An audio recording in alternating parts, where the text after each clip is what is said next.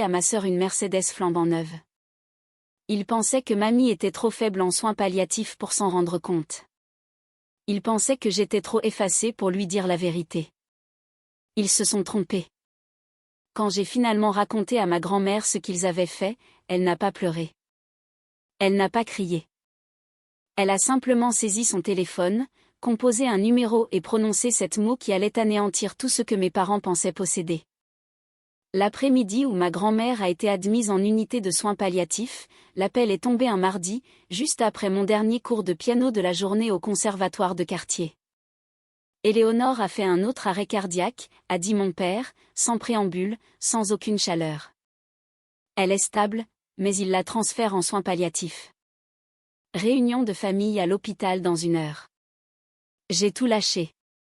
Quand je suis arrivée, mes parents et ma sœur Manon étaient déjà regroupés dans un coin de la salle d'attente, parlant à voix basse. Mon père, Richard Thibault, se tenait les bras croisés, l'air austère. Ma mère, Sandrine, serrait son sac de créateur comme une bouée de sauvetage. Et Manon, de 4 ans ma cadette, toujours la préférée, parcourait son téléphone sans lever les yeux. « Ah, te voilà enfin », a dit mon père. Nous devons répartir les responsabilités. Pas de « comment vas-tu », pas de « ça doit être dur pour toi », juste de la logistique.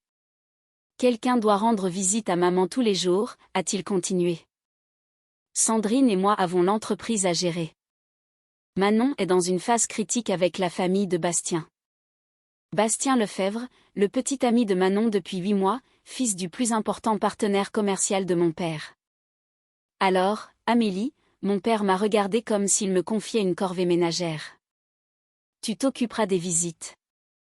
Ton emploi du temps est flexible, les profs de musique ne font pas vraiment d'heures supplémentaires.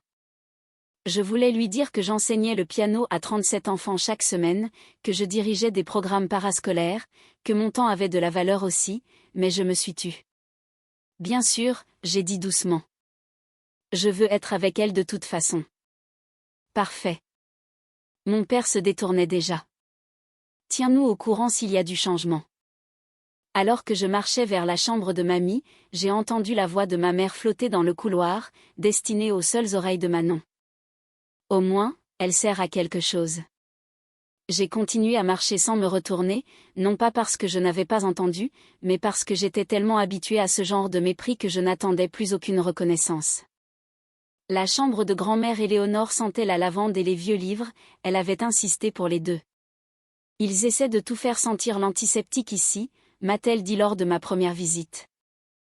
Je refuse. Si je dois partir, je partirai entourée des choses que j'aime.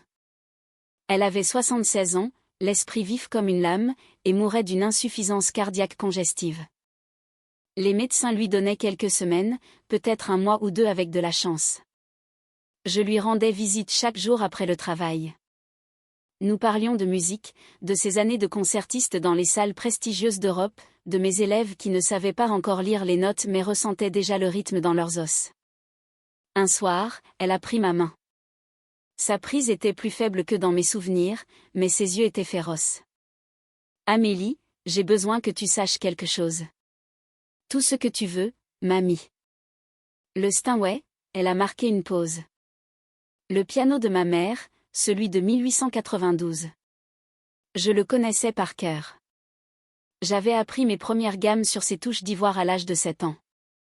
Ce piano avait été la bande-son de mon enfance, le seul endroit de la famille où je me sentais vraiment exister.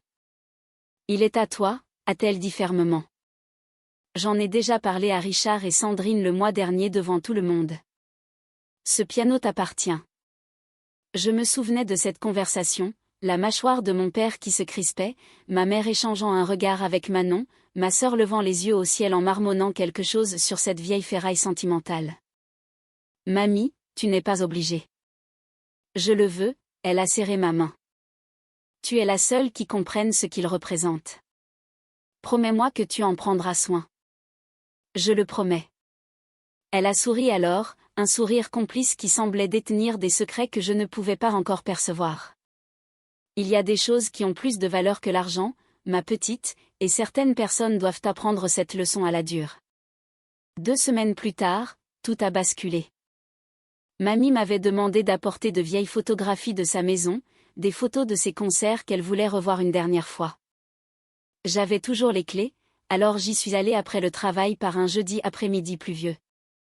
La maison était silencieuse, trop silencieuse. J'ai traversé le hall, passé la salle à manger et je suis entrée dans le salon où le Steinway trônait depuis 30 ans. L'espace était vide. Mon souffle s'est coupé. Là où le piano aurait dû être, il n'y avait plus qu'une marque rectangulaire sur le tapis, le fantôme d'un objet qui avait vécu là pendant des décennies, arraché violemment. Mes mains tremblaient en sortant mon téléphone. Maman, ma voix a craqué. Où est le piano de mamie? Un silence, puis la voix de ma mère, désinvolte et méprisante. Ton père s'en est occupé. Des affaires d'adulte, Amélie. Tu n'as pas à t'en soucier. S'en est occupé? Comment? Où est-il? J'ai dit de ne pas t'en soucier, Amélie. Clic. Elle m'a raccroché au nez. Je suis restée dans ce salon vide pendant ce qui m'a semblé être des heures, fixant la marque sur le tapis. La pluie tambourinait contre les vitres. Au loin, le tonnerre grondait. Je suis allée chez mes parents ce soir-là. Mon père a ouvert la porte avec un verre de cognac à la main, agacé par l'interruption. Le piano, ai-je dit. Qu'est-ce que vous avez fait? Il n'a même pas sourcillé. Vendu. On en a tiré 95 000 €. Un bon prix. Le monde a vacillé autour de moi. Vous l'avez vendu? Mamie a dit qu'il était à moi. Mamie est mourante, Amélie. Il a bu une gorgée. Elle n'a plus besoin de piano, et toi non plus. Derrière lui, j'ai entendu le cliquetis de clés de voiture. Manon est apparue dans le couloir, rayonnante. Nouvelle clé pour une nouvelle vie. Tu lui as acheté une voiture? Ma voix était atone. Avec le piano de mamie? Mon père a haussé les épaules comme si je parlais de la météo. Une Mercedes-Benz classe E. Manon doit faire bonne impression auprès des Lefebvre. La famille de Bastien est très pointilleuse sur les apparences. Ce piano était censé me revenir. Et qu'est-ce que tu en aurais fait? Ma mère est apparue derrière mon père, les bras croisés. Tu donnes des cours d'éveil musical à des gamins, Amélie. Tu ne fais pas de concert. Tu n'as pas la place. Manon avait besoin de cet argent pour son avenir. Son avenir, j'ai répété ces mots, en sentant leur amertume. Manon s'est avancée dans le hall, faisant tournoyer ses nouvelles clés comme un trophée. Ne sois pas jalouse, Amélie, ça ne te va pas au teint. Elle a souri de toutes ses dents. Peut-être que si tu avais choisi une meilleure carrière, tu pourrais toi aussi t'offrir de jolies choses. J'ai regardé mes parents, ma sœur, la vie qu'ils s'étaient construite où j'étais toujours le second plan, celle dont les besoins passaient en dernier. Est-ce que mamie est au courant?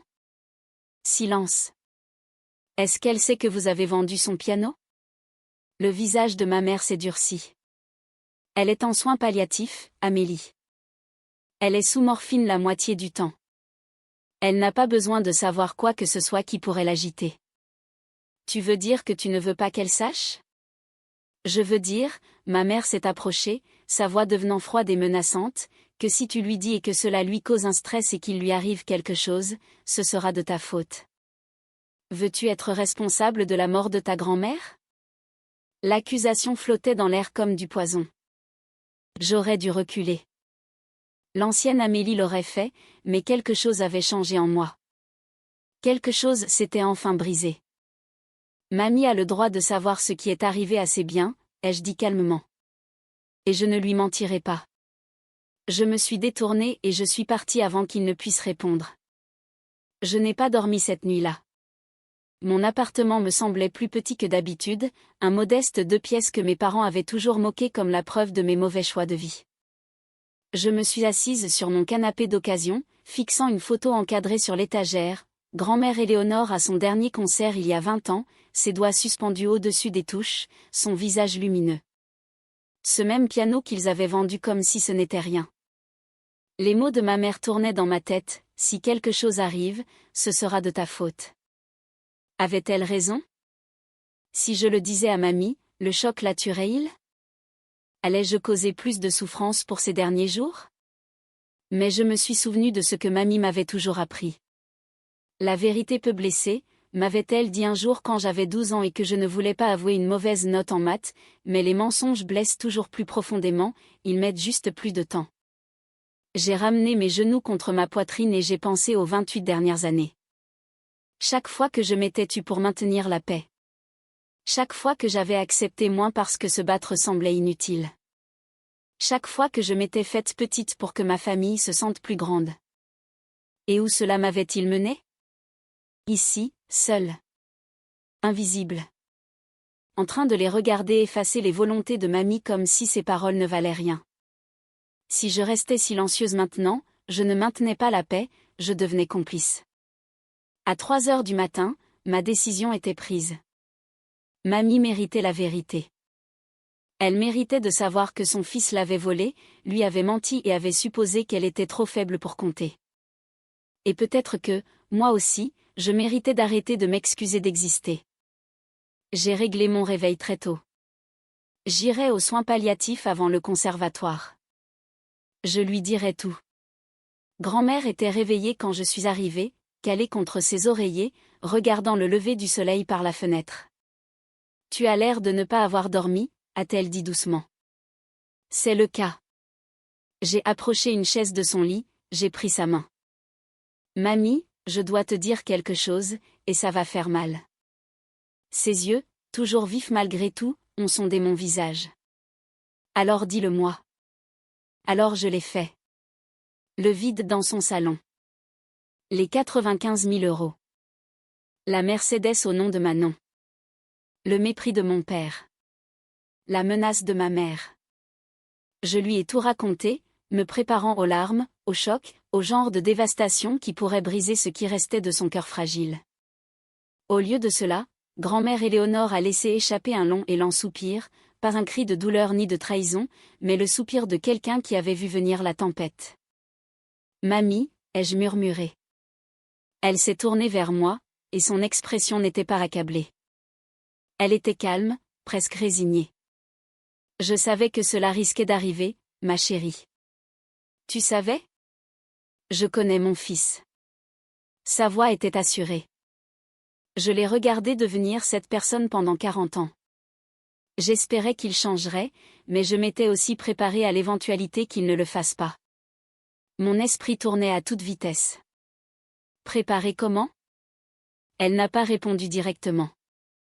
Au lieu de cela, elle a tendu la main vers sa table de chevet. Donne-moi mon téléphone, veux-tu? Je le lui ai passé, confuse. Elle a parcouru ses contacts avec une dextérité surprenante, a trouvé un nom et a appuyé sur appeler. Puis elle a mis le haut-parleur. 3 tonalités. Puis une voix d'homme, grave et posée. Éléonore, comment te sens-tu? Je m'éteins, André. Mais j'ai les idées claires et il est temps. Un silence. Je comprends. Quand? Dimanche. Pour l'anniversaire de Sandrine. Chez moi. Je préparerai les documents. Merci, mon vieil ami. Elle a raccroché et m'a regardé avec un petit sourire entendu. Mamie, je la fixais, qui est André? Maître André Moreau. Elle a posé le téléphone doucement. C'est mon notaire depuis 30 ans. C'était le plus proche ami de ton grand-père. Tu as ton propre notaire? J'ai beaucoup de choses que ton père ignore, Amélie. Ses yeux pétillaient malgré l'épuisement gravé sur son visage. Richard pense tout comprendre de mes affaires. Il a toujours présumé, et c'est sa plus grande faiblesse. J'avais l'impression d'être au bord d'un gouffre, regardant des profondeurs invisibles. Qu'est-ce qui se passe dimanche à l'anniversaire de maman? La justice. Mamie a serré ma main. Tardif peut-être, mais la justice néanmoins. Je ne comprends pas. Tu n'as pas besoin de tout comprendre tout de suite. Elle s'est réappuyée contre ses oreillers, soudain plus fatiguée. J'ai juste besoin que tu fasses une chose pour moi. N'importe quoi. Viens à la fête, habille-toi élégamment et apporte ta patience. Un fantôme de sourire est apparu. Le genre de patience que je t'ai apprise quand tu apprenais Chopin et que tu voulais jeter tes partitions à travers la pièce. J'ai presque ri malgré tout. À ce point? Pire. Son expression s'est adoucie. Mais c'est nécessaire. Ton père et ta mère doivent apprendre que les actes ont des conséquences. Et j'ai passé 5 ans à m'assurer que, le moment venu, la leçon serait inoubliable. 5 ans. Elle préparait quelque chose depuis 5 ans. Mamie, qu'est-ce que tu as fait? Elle a fermé les yeux, l'épuisement prenant le dessus. Je t'ai protégée, ma chérie, comme j'aurais dû le faire depuis le début. Je regrette seulement d'avoir mis autant de temps à agir. Je suis restée avec elle jusqu'à ce qu'elle s'endorme, l'esprit bouillonnant de questions. Maître Moreau, dimanche, l'anniversaire de ma mère dans la maison de mamie. Quelque chose allait changer, je le sentais, mais je ne savais pas quoi. 2 jours plus tard, je me suis retrouvée dans un petit cabinet de notaire en périphérie de Versailles. Maître Moreau ne ressemblait en rien à ce que j'imaginais. Il avait la soixantaine, des cheveux argentés et des lunettes à monture dorée, des gestes lents mais précis. Son bureau sentait le vieux cuir et le papier, avec des murs couverts de recueils juridiques. Amélie Thibault, il m'a tendu la main. Votre grand-mère parle de vous constamment. C'est un plaisir de vous rencontrer enfin. Maître Moreau, André, je vous en prie. Il m'a désigné un siège. Asseyez-vous. Votre grand-mère m'a demandé de vous expliquer quelques points avant dimanche. Je me suis assise, les mains tremblant légèrement. Votre grand-mère est une femme remarquable, a commencé André. Elle est aussi bien plus perspicace que ses enfants ne le croient. Elle a observé et planifié. Planifié quoi exactement? Il a joint les mains sur son bureau. Dites-moi, Amélie, savez-vous à qui appartient la maison où vivent vos parents? À eux. Mamie leur a donné à la mort de grand-père. L'expression d'André n'a pas bougé. C'est ce qu'ils vous ont dit? C'est ce que tout le monde dit. Tout le monde se trompe. Il a sorti un dossier d'un tiroir et l'a fait glisser vers moi. Votre grand-mère a permis à Richard et Sandrine de vivre dans cette maison gratuitement, mais elle n'en a jamais transféré la propriété. Pas légalement, jamais. J'ai fixé le document devant moi, l'acte de propriété, au nom d'Éléonore Whitmore Thibault, clair comme le jour. Aucun transfert, aucun avenant. Ils vivent dans sa maison depuis 10 ans, ai-je dit lentement, en pensant qu'elle était à eux. Précisément. Ma tête tournait. Mais pourquoi mamie les a-t-elle laissés croire? Parce qu'elle observait, Amélie. André s'est penché en avant. Elle attendait de voir si son fils lui prouverait qu'elle avait tort d'avoir peur. Malheureusement, il a fait exactement ce qu'elle craignait. Ce soir-là, je suis retournée dans mon appartement et j'ai commencé à chercher. Mamie m'avait donné une boîte de vieux souvenirs il y a des années, des photos, des lettres, des fleurs séchées de son jardin. Je ne l'avais jamais exploré avec attention, cela me semblait trop intime. Mais maintenant, j'avais besoin de réponses. J'ai trouvé ce que je cherchais tout au fond, sous une pile de vieux programmes de concert, une enveloppe scellée, jaunie par le temps, avec mon nom écrit de l'écriture élégante de mamie, et en dessous, 6 mots, pour Amélie, quand tu devras comprendre. Mes doigts tremblaient en l'ouvrant. À l'intérieur se trouvait une photographie et la copie d'un acte notarié. L'entête était partiellement masquée, mais je voyais la signature de mamie en bas, datée d'il y a 5 ans. Et de sa main, une note épinglée dans un coin, la maison n'a jamais quitté mes mains, ma chérie. Elle n'était que prêtée, et certains emprunteurs ne méritent pas ce privilège. J'ai lu cela 3 fois. Puis j'ai compris. La fête de dimanche avait lieu dans la maison de mamie, cette même maison que mes parents traitaient comme la leur, où ils recevaient pour des dîners et des fêtes, d'où ils avaient vendu le piano comme s'il leur appartenait. Mais il ne leur appartenait pas. Mon père avait bâti tout son statut social sur des sables mouvants. J'ai repensé à toutes les fois où il m'avait fait la leçon sur le patrimoine et les investissements intelligents, toutes les fois où il s'était moqué de mon petit appartement alors qu'il se tenait dans une demeure dont il n'était pas propriétaire. L'ironie était presque parfaite. J'ai rangé la lettre dans son enveloppe. Dimanche était dans 3 jours. Quoi que mamie ait prévu, cela allait se passer là où mes parents se croyaient rois, et ils n'avaient aucune idée de ce qui les attendait. La veille de la fête, mamie m'a appelé.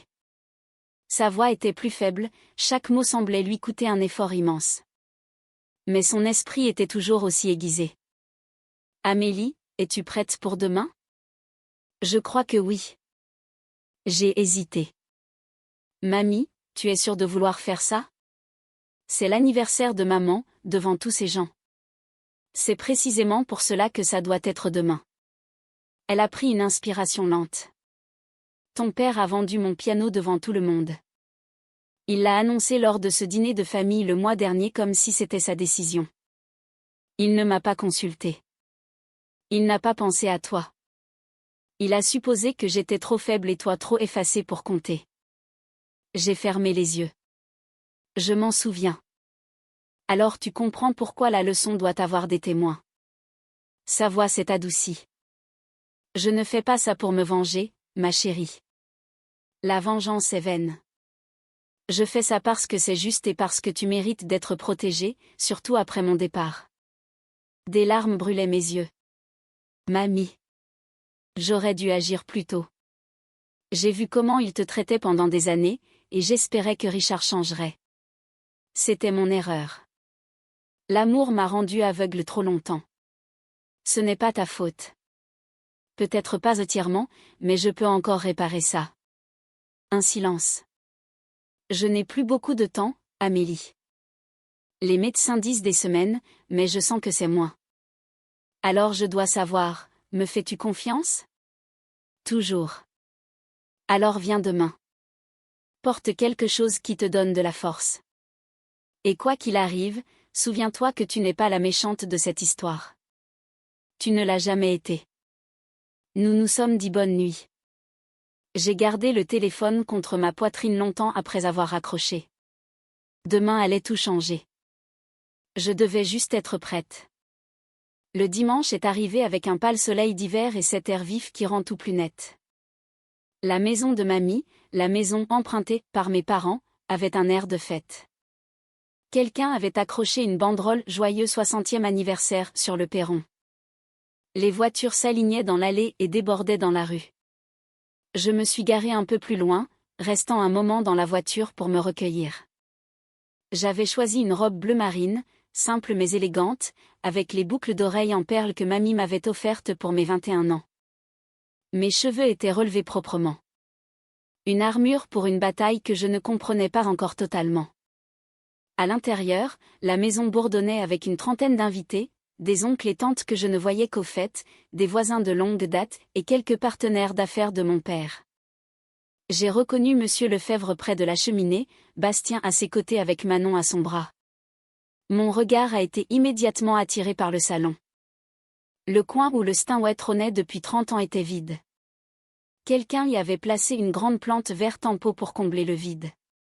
C'était ridicule, une excuse de feuilles vertes pour quelque chose qui ne pouvait pas être excusé. Ma mère se tenait près de la table dans une robe rouge de créateur, recevant les compliments comme une reine recevant l'hommage. Mon père rôdait à proximité, travaillant la salle avec son charme habituel. Et dans un coin reculé, presque invisible, était assis André Moreau, sa mallette en cuir posée à côté de lui. Il a croisé mon regard et a fait un signe de tête presque imperceptible. Ma tante Marguerite, la sœur cadette de mamie, est apparue à mes côtés. « Amélie, ma chérie, comment va Éléonore vraiment ? » Fatiguée, ai-je dit honnêtement, mais toujours aussi lucide. Elle a toujours été la plus intelligente de nous tous. Le regard de tante Marguerite a dérivé vers le coin vide. J'ai remarqué que le piano n'est plus là. Richard a dit qu'Éléonore voulait s'en séparer. J'allais répondre, mais la voix de mon père a coupé la foule. Tout le monde, votre attention s'il vous plaît. Mon père se tenait au centre du salon, un verre de cristal levé, dominant l'espace comme s'il en était le maître. Aujourd'hui, nous célébrons les 60 merveilleuses années de Sandrine Thibault. Applaudissements. Ma mère rayonnait. Et je veux aussi prendre un moment pour partager une excellente nouvelle familiale. Mon estomac s'est noué. Comme certains d'entre vous le savent, notre fille Manon fréquente Bastien Lefebvre, le fils de mon cher ami et partenaire Jacques. Il a désigné Bastien, qui a souri poliment. Et pour célébrer son brillant avenir, nous avons une surprise spéciale. Il a conduit tout le monde à l'extérieur où une Mercedes-Benz argentée rutilante attendait dans l'allée, un énorme nœud rouge sur le capot. Un cadeau, a annoncé mon père fièrement, rendu possible par la générosité de grand-mère Éléonore. Elle a vendu son piano de collection pour investir dans l'avenir de sa petite fille. Manon a poussé un cri de joie, a sauté au cou de mon père et a posé pour des photos devant la voiture. Je suis restée pétrifiée sur le perron. Il recommençait, réécrivant l'histoire, se faisant passer pour le héros tout en effaçant les volontés de mamie. Une femme que je ne connaissais pas s'est penchée vers son mari, ce piano n'était pas censé aller à l'autre petite fille? La prof de musique? Son mari a haussé les épaules, les plans changent, j'imagine. Tante Marguerite est apparue à mes côtés, le visage pâle. Amélie, est-ce qu'Éléonore était vraiment d'accord? Avant que je puisse répondre, Manon m'a repérée et m'a interpellée d'une voix mielleuse. Amélie, viens prendre une photo. Ne sois pas jalouse, je suis sûre que mamie te laissera quelque chose aussi, peut-être sa collection de vieilles partitions. Quelques rires dans la foule. Mes mains tremblaient, ma vue se brouillait de larmes que je refusais de laisser couler. Et puis, derrière moi, j'ai entendu le clic d'une mallette qu'on ouvre. Tout le monde rentrait à l'intérieur, mais tante Marguerite a barré la route à mon père. Richard. Sa voix était ferme. Je dois te demander quelque chose. Le sourire de mon père n'a pas vacillé. Ça peut attendre, Marguerite? Nous sommes en plein. As-tu demandé à Éléonore avant de vendre ce piano? La question est tombée comme une pierre dans une eau stagnante. Les conversations aux alentours se sont tues. Maman est en soins palliatifs, a dit mon père d'un ton mielleux. Elle n'est plus en état de prendre ce genre de décision. Nous avons fait ce qui était le mieux pour elle. J'ai parlé avec elle ce matin. La voix de tante Marguerite s'est raffermie. Elle a les idées très claires, Richard. Et elle m'a dit que tu ne lui avais jamais demandé la permission. Que tu ne lui avais même rien dit. De plus en plus de gens écoutaient. J'ai vu monsieur Lefebvre froncer les sourcils. Ma mère s'est avancée, le visage rouge. Marguerite, c'est mon anniversaire, ne fais pas de scène. Une scène? Tante Marguerite a ri sans aucune joie. Sandrine, ton mari a vendu le bien le plus précieux d'Éléonore sans son accord pour acheter une bagnole. Si quelqu'un fait une scène, ce n'est pas moi. La pièce était devenue silencieuse. 30 pères Dieu faisaient la navette entre ma tante et mes parents.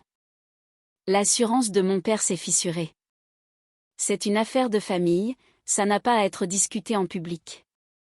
En fait, a dit une nouvelle voix derrière nous, je pense que le domaine public est exactement l'endroit où cela doit être discuté. Je me suis retournée. André Moreau s'était levé, sa mallette ouverte, un dossier de documents à la main. Il s'est avancé vers le centre de la pièce avec l'autorité calme d'un homme qui avait fait cela 1000 fois. Mesdames, messieurs, bonjour. Je m'appelle maître André Moreau, notaire de madame Éléonore Whitmore-Thibault. Le visage de mon père est devenu livide. Le silence était étouffant. André s'est placé près du coin vide où se trouvait le piano, un choix délibéré. Je m'excuse d'interrompre cette célébration, a-t-il dit, sa voix portant sans effort. Mais Éléonore m'a demandé de régler certaines questions urgentes concernant sa succession. Compte tenu des circonstances, elle a estimé qu'il était crucial que sa famille entende cela directement. Mon père a retrouvé sa voix. Ma mère a déjà un notaire. Depuis quand? Depuis 30 ans, Richard. Le ton d'André était poli mais tranchant. J'ai aussi représenté votre père. Vous le sauriez si vous aviez pris la peine de vous y intéresser. Des murmures ont parcouru l'assistance. Ma mère a fait un pas en avant. Éléonore est mourante, elle n'est plus saine d'esprit. Quels que soient vos papiers, monsieur le notaire. André a levé une main pour la faire taire. J'ai rendu visite à Éléonore ce matin. Son infirmière peut confirmer qu'elle est parfaitement lucide et capable. Elle a dicté des instructions spécifiques pour aujourd'hui. Il a ouvert son dossier. Maintenant, je crois qu'il y a eu une certaine confusion sur la propriété des biens, alors permettez-moi de clarifier les choses. Il a brandi un papier. Voici l'acte de propriété de la maison dans laquelle nous nous trouvons. J'ai vu mon père décolorer totalement. Notez le nom sur l'acte, Éléonore Whitmore. Ni Richard Thibault, ni Sandrine Thibault. André a marqué une pause. Cette maison n'a jamais été transférée. Elle n'a jamais été donnée. Vos parents vivent ici gratuitement depuis 10 ans grâce à la seule générosité d'Éléonore. Rien de plus. La pièce a explosé de murmures. Mon père s'est agrippé au dossier d'une chaise. Manon regardait son père, la panique sur le visage. Et André Moreau n'avait pas fini. Ce n'est que le début, a-t-il ajouté. Avant que je ne vous dise ce qu'André a révélé ensuite, je veux vous poser une question. À votre avis, qui possède réellement cette maison? A. Mes parents, car mamie a dû oublier. B. Mamie, car elle cachait ce secret depuis toujours. C. Moi, Amélie, car le plus gros rebondissement est à venir. Laissez votre réponse en commentaire et continuez à regarder. La voix de mon père a craqué. C'est impossible, maman a dit que la maison était à nous. Elle vous a promis que vous pourriez y habiter, a corrigé André en posant l'acte sur la table. Elle n'a jamais promis la propriété. Il y a une différence juridique majeure. Monsieur Lefebvre a fait un pas en arrière, s'éloignant de mon père. Pendant 10 ans, a continué André, vous avez profité de ce bien sans payer de loyer, ni de taxes foncières, tout étant couvert par les comptes d'Éléonore. Vous l'avez traité comme la vôtre, faisant même des modifications sans permission. Il a jeté un œil au lustre moderne que ma mère avait installé. Légalement, vous n'êtes que des occupants à titre précaire, et le propriétaire a le droit de mettre fin à cet arrangement à tout moment. Vous ne pouvez pas être sérieux, a crié ma mère. Nous vivons ici depuis une décennie. Nous avons investi dans cette maison. Investi sans autorisation, a répondu André froidement. Toute amélioration faite sans accord écrit appartient au propriétaire. Manon a agrippé le bras de Bastien. C'est dingue. Papa, dis-leur que c'est une blague. Mon père ne pouvait plus parler, il fixait l'acte comme un arrêt de mort. Je devrais aussi mentionner, a ajouté André presque par hasard, que la loi française est très stricte sur la présentation fallacieuse de biens. Se prétendre propriétaire d'un bien qui ne vous appartient pas, surtout dans des contextes commerciaux, peut avoir des conséquences pénales. J'ai vu l'expression de Monsieur Lefebvre changer, passant de la confusion au calcul froid. Il regardait mon père non plus comme un partenaire, mais comme un risque. L'empire de mon père s'effondrait. Et André avait encore des documents. Maintenant, dit-il, venons à la question de la fiducie. Quelle fiducie? Murmura mon père. Il y a 5 ans, Éléonore a établi une structure pour protéger ses actifs les plus précieux en cas de, il a marqué une pause, manquement moral. Manquement moral? C'est étrangler ma mère. Nous sommes sa famille. Les membres de la famille peuvent aussi commettre des manquements, comme les récents événements l'ont prouvé. André a sorti un document épais. Selon les termes de cet acte, les biens suivants sont irrévocablement attribués à un bénéficiaire unique, la propriété dans laquelle nous sommes, les comptes financiers d'Éléonore, et tous les objets de valeur sentimentale, y compris le Steinway de 1892 vendu sans autorisation. Il a levé les yeux vers moi. Le bénéficiaire unique est Amélie Rose Thibault. Le silence était total.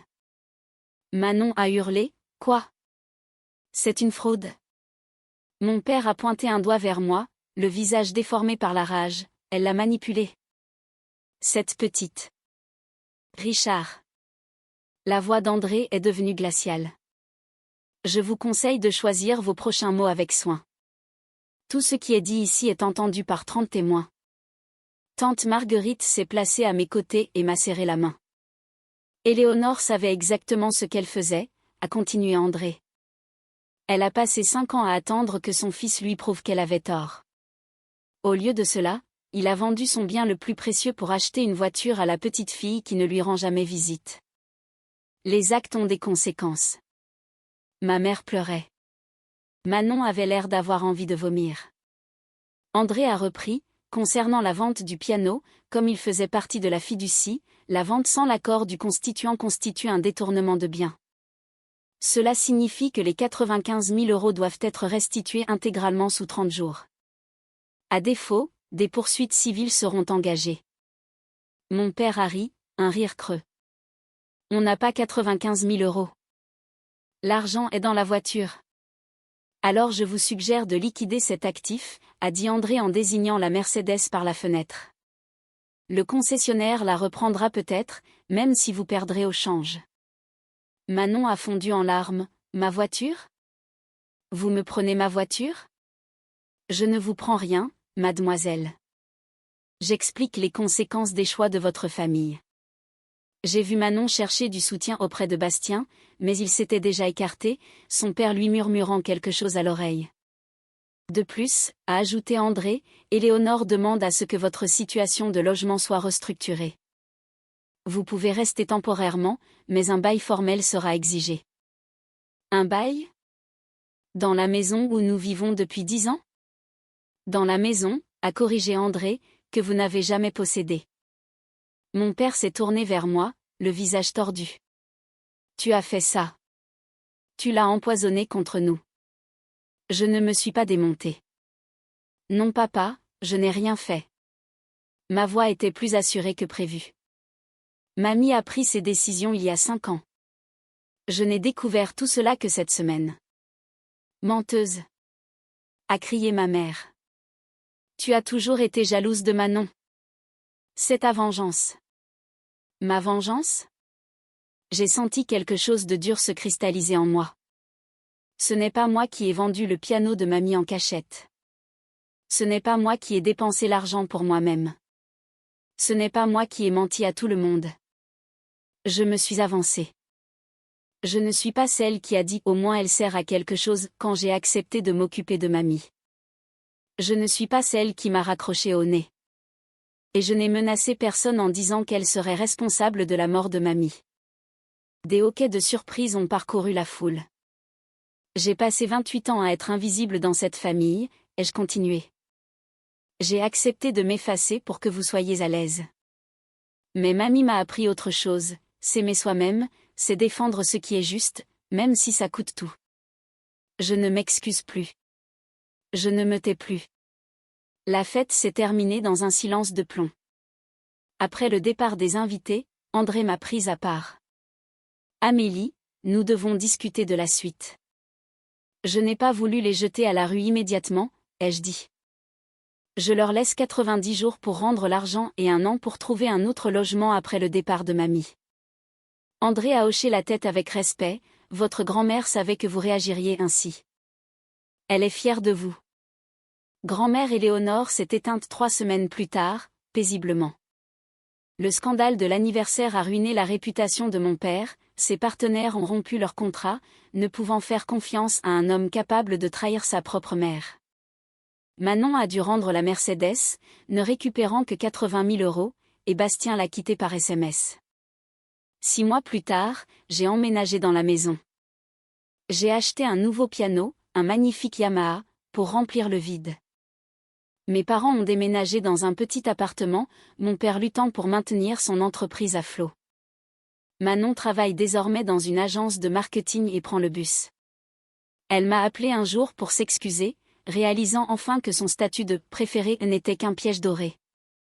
Je ne les hais pas, la haine prend trop d'énergie.